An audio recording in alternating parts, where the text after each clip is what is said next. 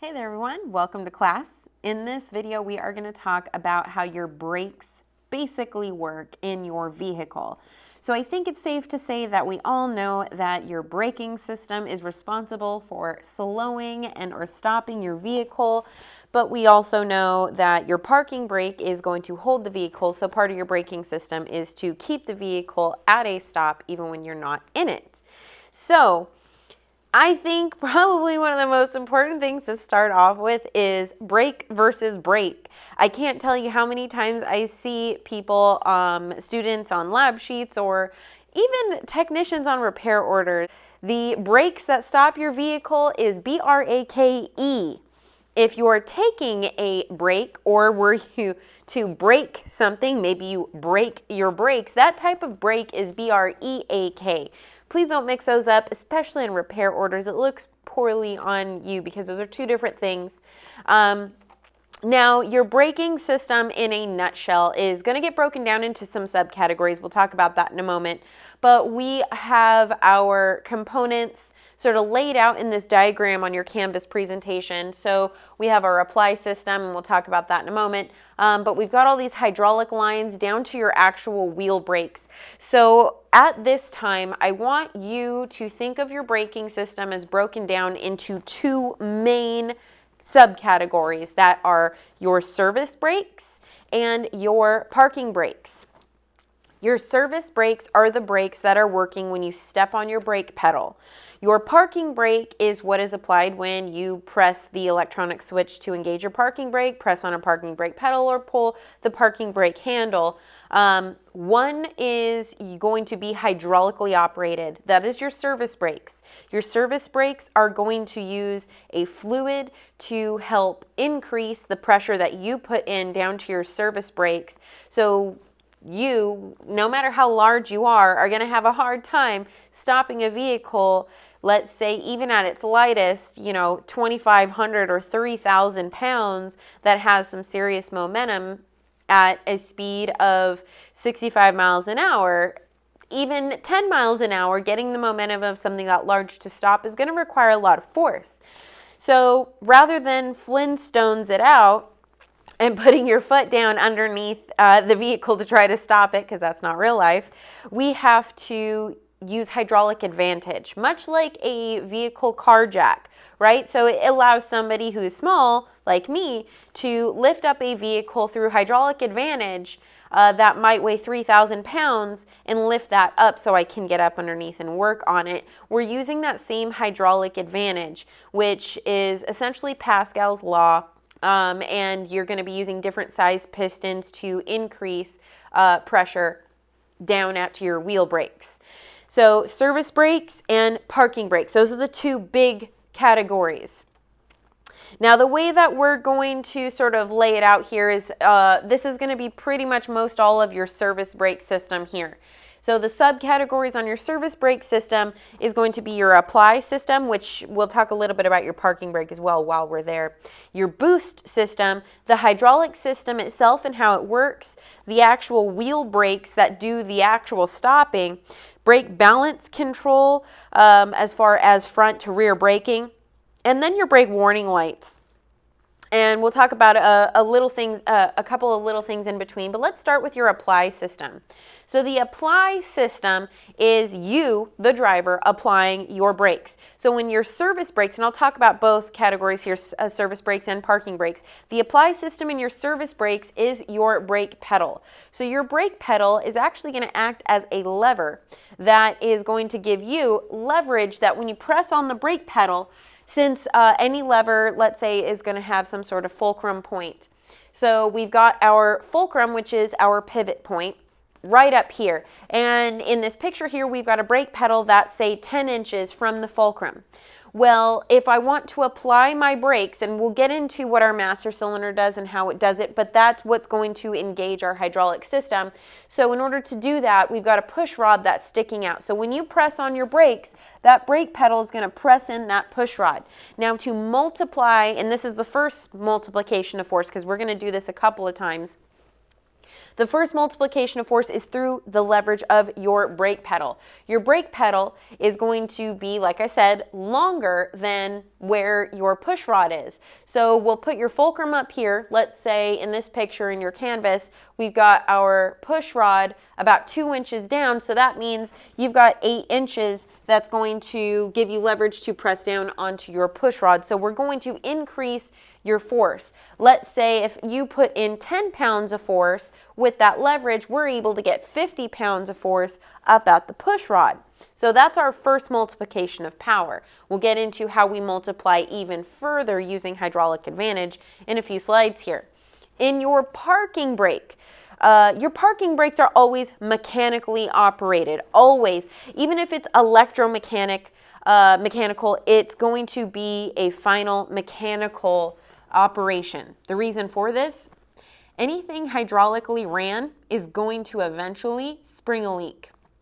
So if I'm relying on my parking brake to keep my car in place on a hill, when I get out of my vehicle, I don't want that system to spring a leak while, let's say, I'm inside the house and I have no idea what's going on and my car decides to take off all on its own down the street. That could be quite dangerous, right?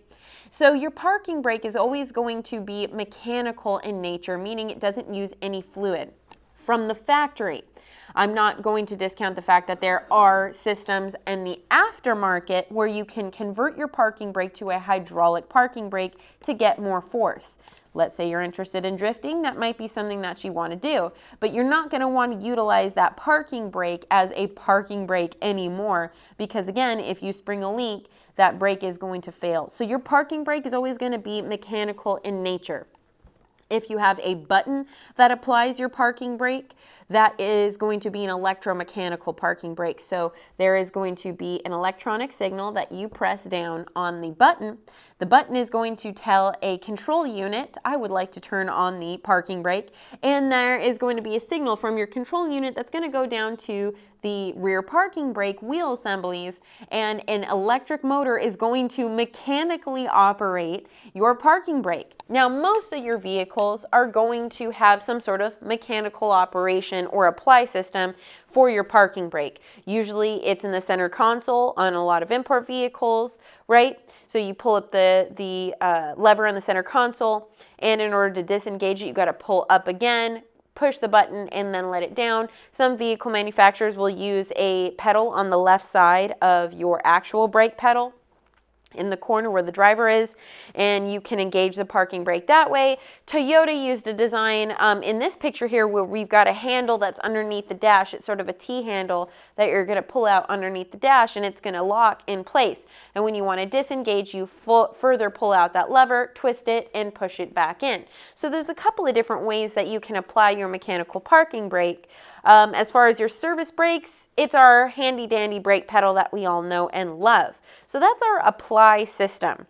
Now your boost system is going to be what, it's not the fun turbo boost that you're thinking of. Your boost system is what's going to help multiply your force that you put in before we even get to the hydraulic part of it. So remember how I said there's going to be a couple of different things that are going to multiply the amount of force that you're putting in. So first one is our brake pedal being a lever and giving you extra leverage to apply that force.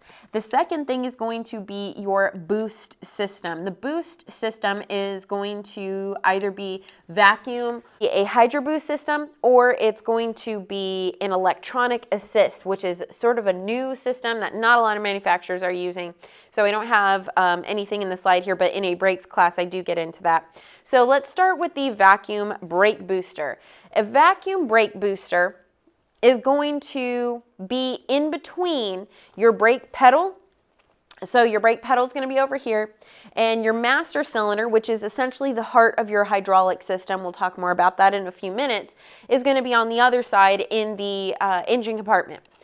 So if you've ever popped the hood and you see sort of this big black drum on the driver's side of your vehicle, it's referring to your boost system. So I've got a setup kind of right here that's a lot like what you would have in your vehicle. So we've got your master cylinder here. Your master cylinder is going to be responsible for transferring force from your input down to your wheel brakes using fluid. We'll talk about that, like I said, in a minute. Your vacuum brake booster is going to be this round black drum. It doesn't always have to be black, but a lot of times it is because they're trying to hide it, sort of a bulky component. And inside of this black drum, we've got a couple of diaphragms in here. And I won't get super into this because I get a lot more in depth in a brakes class for how your brake booster works internally. But what you need to know is that we have a compartment, if you will, that has vacuum in it, and we have a compartment that has atmospheric pressure in it. And that diaphragm inside is going to separate those two. Now in the middle, we're going to have some sort of, and you can't really see this, but here's our push rod that is going to be pressed in with your brake pedal. So when you press on the brake pedal, this is what's going to press in. And this is going to go down the center, which is going to be what we can call a control valve, if you will. And this valve is going to allow vacuum to stay in a chamber or to not. So let me break that down a little bit. If I move this to the other side here, you can see I've got a line that is a vacuum line that goes to my engine, to my intake manifold. And on the brake booster side, it attaches to my brake booster. This is going to allow vacuum to hang out in this front chamber. In the back chamber, I've got atmospheric pressure. And this atmospheric pressure is going to want to move toward the vacuum, right? Vacuum is any pressure lower than atmospheric, and pressure is always going to work on a gradient, so high pressure always wants to move to a low pressure until it equalizes. So my atmospheric pressure is going to want to come over and move to my vacuum chamber. So this diaphragm inside, if I've got vacuum here and I'm pressing on my brake pedal, is going to want to move this way.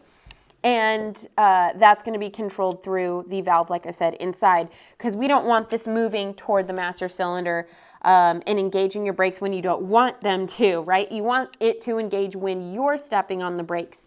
So the job of this brake booster is simply to multiply, again, the force that you're putting in on your brake pedal end. So it's going to use a pressure differential to move your push rod even further or even easier further. Again, so that's sort of a middleman here. And then we've got our master cylinder, like I said, which is our part of our hydraulic system. So your boost system is more than likely going to contain a vacuum brake booster. That is going to help you step on the brakes and get more brake than really what you're asking for. And it allows a smaller person to not have to turn themselves into a human wedge in order to stop a heavy vehicle. Now, what about vehicles that don't have vacuum, like a diesel? They might use something that is what we call a hydro boost system, where it'll actually use part of the power steering system, the pressure from the power steering fluid and the power steering pump, in order to do the same job. A lot of people who do custom vehicles may convert from a vacuum booster to a hydro boost system, because a hydro boost system on the power brake side right behind your master cylinder, you can't really see in this presentation very well because of the lighting, I think, so hopefully it ends up better in the video when I edit it. But it's a much smaller setup in the back here, and so it's less bulky. It looks a little bit better, and so you may see that a lot. So if you don't see one huge black drum behind your brake master cylinder, but you see maybe fluid lines coming from behind the master cylinder, that might be a hydro boost system. BMW is utilizing an hydraulic sort of boost system, which I won't give too much information because I get into that in a brakes class, but they have an electric pump that is going to, it will sense how much pressure you're putting in, and it's going to use an electric pump to boost hydraulic pressure. Either way, no matter how we do it, we are multiplying the pressure that you're putting in order to apply the brakes more, so you can stop a big old heavy vehicle. Your hydraulic system is really the heart of everything. It's how your brakes do their job. Your hydraulic system is what is going to be the main thing that multiplies the amount of force that you're putting in. So your hydraulic system starts with the apply and the boost, right up top like we talked about. Now, Your master cylinder up here is going to be the heart of your hydraulic system, and it's going to have these little pistons inside that move in a cylinder. I'll bring this back here for a moment so you guys can see that. So this is a cutaway of our master cylinder, and we've got pistons, these black pieces here, that are going to control your hydraulic system. So when I press in my push rod from my brake pedal through my power booster, we're going to get movement through our first piston. And that movement through the first piston is going to push fluid. And that fluid is going to go out a hydraulic line, and it's going to apply brakes. And that hydraulic pressure is going to push out this second piston, which is also going to apply hydraulic pressure out to another set of wheel brakes, usually 2 and 2. You can think of this system as only having one chamber if it makes it easier. I'll talk about why we have a dual chamber in a minute here, but let's just pretend we have one piston and one chamber, and as that piston moves through, fluid doesn't want to compress, and that's what we're counting on. We're counting on the fact that when we try to compress fluid or squeeze it, we create a pressure, and that fluid wants to go somewhere. So if we put a tube, let's say a brake line, that fluid is going to go out that brake line and transfer that pressure somewhere else to our wheel brakes. So that is our master cylinder as far as how it plays its role inside the hydraulic system. So fluid pressure is going to come out these 2 lines. I'll talk about a brake light warning switch, a metering valve, and proportioning valve here in a few minutes, but let's just pretend these are lines that have fluid that goes straight through them out to your wheel brakes. Now at your wheel brakes, we're going to have another type of cylinder. It's either going to be a wheel cylinder or it's going to be a caliper that has a cylinder inside of it. And we'll break down those parts here in a minute. But what we're doing is we are pretty much taking different piston sizes. So in your master cylinder, I've got this tiny little piston that we're going to push to create a pressure inside the hydraulic system. That pressure is going to move down these hydraulic lines out to your wheel brakes. And your wheel brakes are going to have a different size piston. Disc brakes use a really big piston that is going to multiply that force, and it's going to press even further or harder with more force than what you put in out at your wheel brakes, and say either squeeze rotors really tight. Your rear brakes may have what they call wheel cylinders if it's a drum brake type design, and the wheel cylinders have pistons in a cylinder that are going to move out because fluid pressure is pushing them out. And instead of a disc brake system, we're going to press out against drums. So we're either going to squeeze something to stop the car, or we are going to push out against something to stop the car. We'll talk about disc brakes versus drum brakes here in a minute. But that's how our hydraulic system works. Notice our parking brake is completely separate. It's not connected at all to our hydraulic system. We've got an apply pedal for our parking brake down here that has a mechanical cable that's going out to our 2 rear brakes to apply our parking brake system mechanically. So again, our service brakes are hydraulic in nature, but our parking brakes are not. So any type of hydraulic system has to use a fluid. Now we want our brake fluid to have a couple of properties. We can't just say use water, because water doesn't have a really good relationship with metal. It tends to rust things quite easily, and it has a tendency to boil really easily. Our brakes are going to be able to create a lot of friction. That's actually how your brakes stop the car. And they're going to, through that friction, create a lot of heat. Heat has a tendency to make things boil. So we don't want to use something like water. We're going to need something that's going to have lubricating properties, that is going to have anti-rust or anti-corrosive properties, and have a really high boiling point. So the most common types of brake fluid that you're going to come across is going to be either DOT3, DOT3, or DOT4, and those are going to be most commonly found in your average automobiles. The DOT3 and DOT4 fluids are what we call a polyglycol base. Polyglycol base fluids look yellow, kind of like peat, or really, really sort of a light amber color. Again, if you peed and you drink a lot of water. And they are going to, like I said, have a base that is what we call a polyglycol And polyglycol-based fluids have a higher boiling point than water comparatively, and they are going to have lubricating properties. They actually have seal softening capabilities as well, so that helps them out. But one of the downfalls of polyglycol-based fluids is that they are hygro or hydroscopic, meaning that they absorb water. They like water, and it will absorb in the water or in the fluid without you even really knowing. So any moisture from atmosphere tends to get into your brake fluid because your brake fluid really likes water. So if you are working on a brake system, let's say you're doing a brake flush or you're adding brake fluid to your vehicle, make sure that you take that cap and you tighten that really tight on your brake fluid. And even then, that brake fluid's really only good for a month or two.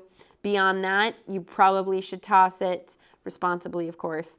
But even if your brake fluid is clean, let's say you inspect it and it's super clean, it's fine, right? No, even if your brake fluid's clean, your brake fluid really should be changed every 2 years, because even through your brake reservoir cap, it is going to absorb moisture from the atmosphere, and it will absorb moisture enough to lower the boiling point enough to where it's dangerous. What we don't want is your brake fluid boiling, because air can compress. Fluid cannot. That's why we use fluid for your hydraulic system. If I get air in on my hydraulic system, when I go to press on the brake, instead of creating a hydraulic pressure, we're squeezing air. And so you're going to get a really spongy pedal and your brakes aren't going to work. So we don't want your fluid to boil. Therefore, we don't want water in your fluid to cause it to boil. So for any polyglycol-based fluid like .3, .4, and actually 5.1 is polyglycol-based in nature as well, you want to change those fluids about every 2 years to keep their boiling point safe and high. One more downfall of polyglycol fluid is that it destroys paint like you wouldn't believe. So if you're doing any brake service on a vehicle and you accidentally spill brake fluid on paint, you want to clean that off as quickly as possible, because it can start to do damage in as soon as 10 minutes. And if you leave brake fluid overnight on painted surfaces, it will eat straight through to the metal. So you want to be very careful about brake fluid getting on things. With that, if I've got a car that has a really nice paint job, let's say I've got a $30,000 paint job on a car, I don't want to run the risk of my brake system potentially springing a leak and creating a surface on the paint where it's going to eat through the paint, let's say overnight or while a car has been sitting, whatever. So no manufacturer is going to change the fluid to something else, because we like the seal softening capabilities of your polyglycol fluid. We like a lot of the other capabilities of your polyglycol fluid, and most vehicle manufacturers are not anticipating a leak. So there is another type of fluid called .5. .5 is a purple fluid. You can't mistake these. They look completely different. .5 has a couple benefits. .5 actually is a higher boiling point. It is not hygroscopic, so it doesn't care about water at all. The problem with .5 is that it, A, doesn't have seal softening capability, so you are more likely to spring a leak. However, if you do spring a leak, .5, that purple fluid is not going to eat your paint, so that helps out quite a bit. Besides not eating your paint, not wanting to absorb water, it also has a really high boiling point, higher than .3 and .4. So it gives you an advantage for performance in that respect. However, most racing, you'll notice that not a lot of people use .5. .5 is more viscous, meaning it's thicker than .3 and .4, and so you're going to get a delay in your performance as far as braking capabilities. So you won't see .5 used a lot in performance. You see .5 used in some motorcycles. I believe Harley actually calls for .5 in some of their motorcycles, but you won't see a car call for .5. At least I've never seen one. .5, its strongest capability and the most use for it, I would say the most common use for it is going to be so you don't mess up your really nice paint job in case you spring a leak. Because if you really want performance, what you do is you would move to .5.1.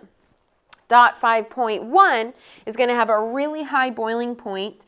It is a polyglycol fluid, but in a lot of racing, you really may not be concerned with paint as much as you are with winning. DOT 5.1 is not as viscous, and so you get a better reaction time with your braking. HSMO is a very rare fluid that you don't come across a lot. It's a green fluid. Hydraulic system mineral oil is actually what HSMO stands for. It is very expensive. Just like DOT 5, DOT 5.1, and HSMO, they're all pretty expensive because they're high-end brake fluid. HSMO has, it is a mineral oil, so it doesn't damage paint. It has a really high boiling point. It does come stock in some rare European vehicles. I want to say Rolls-Royce might have used it for a while. It's either Rolls-Royce or Bentley. But they do come stock rarely in some vehicles. And then you will, again, it has a higher viscosity than your polyglycol fluid, so you don't see it in performance a whole lot as well. 5.1 is probably a common one that you'll see in performance, but as far as vehicle manufacturers go, DOT 3 is probably the most common one you'll see that vehicle manufacturers recommend, and DOT 4 is probably the most common amongst motorcycles because it has a higher boiling point and motorcycle brakes get pretty hot. So that's brake fluid in a nutshell. If you don't take anything else away, first off, don't mix the fluids. Don't mix DOT 3 and DOT 4 can mix together. In fact, DOT 5.1, anything that has the same base, polyglycol base, can mix together.